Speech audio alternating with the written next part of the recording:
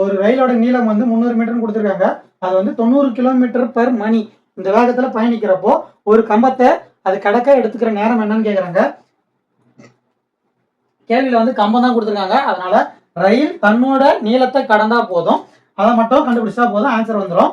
முதல்ல என்ன டேட்டா கொடுத்துருக்காங்கன்னா ரயில் வந்து 90 கிலோமீட்டர் பர் மணி அந்த வேகத்தில் பயணிக்குதுங்களா. இப்போ கேள்வியில் வந்து நொடியில பதில் கேட்டிருக்காங்க. அப்போ நம்மளும் அதை செகண்டுக்கு மாற்றணுமா, மாத்திரப்ப என்ன பண்ணணும், கிலோமீட்டரை மீட்டராக மாற்றணும். இப்போ அதோட வேகம் வந்து 90 கிலோமீட்டர் பர் மணியா, அப்போ 90,000 மீட்டருங்களா.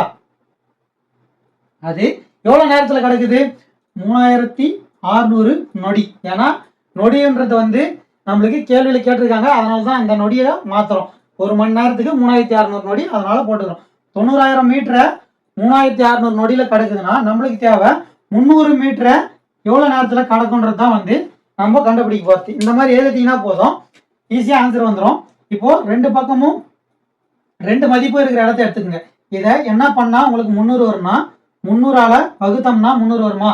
அதே போல் இங்கேயும் 300ஆல் வகுக்கணும். வகுத்தோம்னா 0க்கு 0 கேன்சலு, 3ஆவது பாட்டில் 12 முறை. அப்போது 12 நொடி தான் வந்து இந்த கேள்விக்கான விடை. ஆன்சர் ஈஸியாக வந்துடும். நம்ம இந்த யூனிட் கன்வர்ஷன், அதாவது மீட்டராக மாற்றிட்டு செகண்டில் மாற்றிட்டோம்னா ஈஸியாக ஆன்சர் வந்துடும். இதுதான் வந்து இந்த கேள்விக்கான விடை.